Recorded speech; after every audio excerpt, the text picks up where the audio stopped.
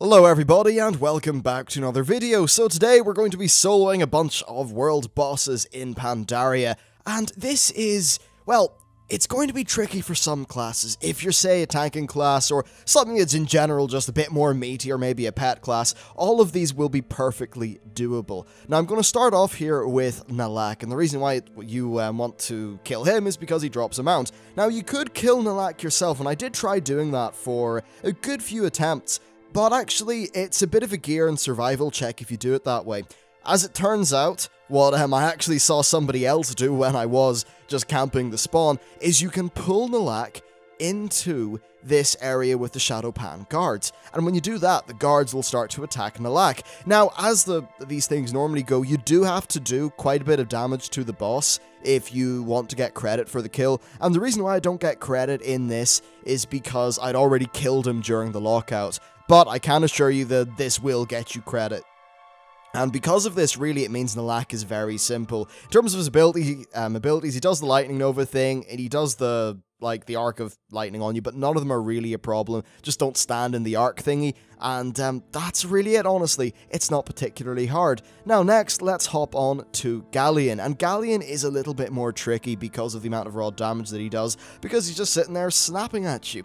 So, of course, it's really quite easy as a hunter because we do have a pet to tank things. However, what you need to know essentially if you are a melee class is that he's got a few things that he does. So first of all, right now he's doing his frontal, cannon things. They do a decent chunk of damage, so whenever you see him about to cast that, just run around to the side, because he will actually stay facing in one direction while that goes off. So really, no bother there. Now the next thing he does is Stomp. The Stomp is a bit annoying because it interrupts your spell casting, it knocks you down on the floor, and for some classes, you know, that's really going to be a little bit of a problem. So really, what you want to do here is just not get hit by the cannons, and then just try to find ways to have either just, you know, sustainability, right? So if you can get health back via some class mechanics or something like that, you absolutely do want to do that, because Galleon is a decently long fight if you are soloing it. Now, the other thing that he does is he spawns a whole bunch of ads. Those ads are not really a problem, you can just AoE them down, and it's really quite okay, actually. Now, one issue about all of these bosses is that they're really hard to solo, and not because they're hard to kill, though a few of them are tricky to kill, because lots of people appear anyway. So if you can't solo one of these, I wouldn't really worry about it. Just camp outside the spawn for half an hour, someone will show up. In Warlords of Draenor, as of the expansion's launch, Mists of Pandaria was added to the list of areas that have got CRZ applied. They're cross-realm zones, which means that people from other realms will be sort of CRZ'd in, and the population is actually quite healthy. Now, you can see I kind of go down in health a little bit, but I've got Spirit Bond on, which essentially means I'm not going to die. And this isn't particularly hard.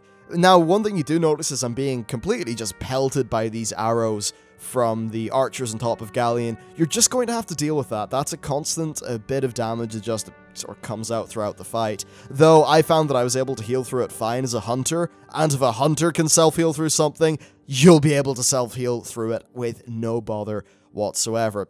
Now, this guy, Galleon, he's not going to be doable if you're like a rogue, or maybe, I don't know, just a class that doesn't have a lot of survivability. Maybe, I don't know, a priest or a shaman or something.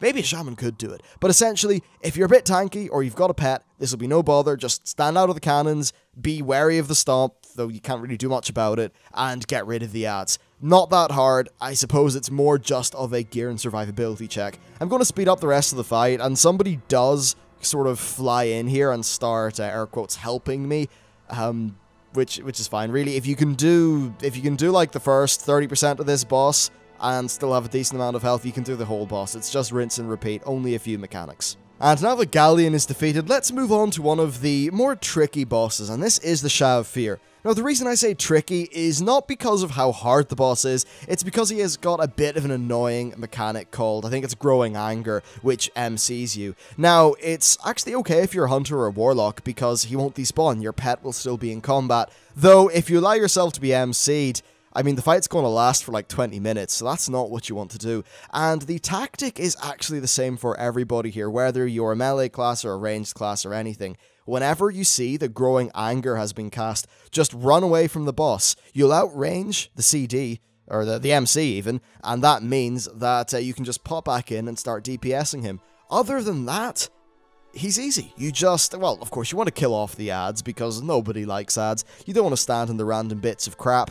And then the only other concern that you have is being able to take the amount of damage that he deals out to your face. So, again, just like with Galleon, if you are a rogue, if you are a priest, or just in general, a squishy class, you might have a bit of a problem here. But if you are a paladin, a death knight, a hunter, a warlock, a warrior, anything like that, you should be able to solo this with absolutely no bother.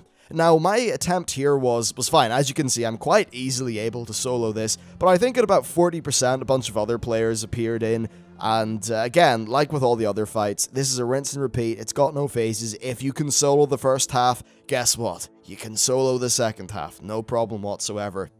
And I'd say this stuff definitely is worth doing, because you do get some very nice mounts from these bosses.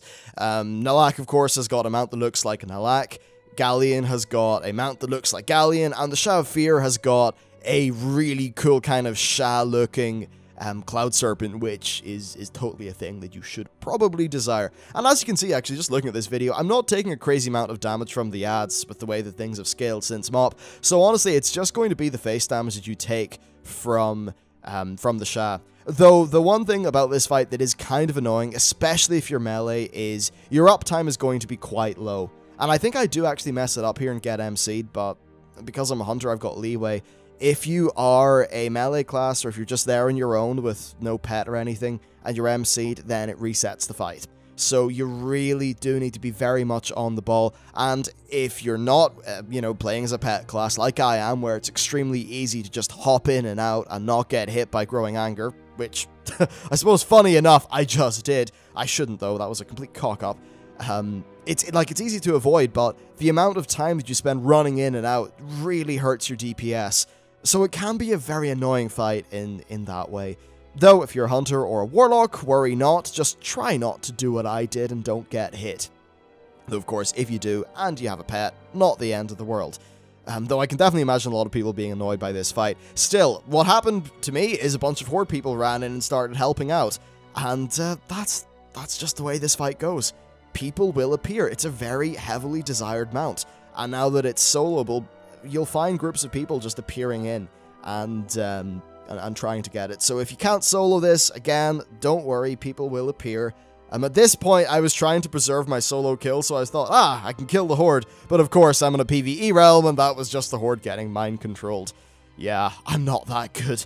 And then I get stuck in a rock over there. Oh, this is such a terrible bit of footage, but you get the drift. Essentially, whenever you see Growing Anger, pop out of range, and then run back, start whacking him. You'll see Growing Anger again, jump out, jump back in. Your uptime will be crap, it might take a while, but you'll eventually get the kill. Anyway, that's pretty much it for the video, so I wish you the best of luck with the drop rates, you'll certainly need it. Thank you very much for watching the video, and I'll see you next time.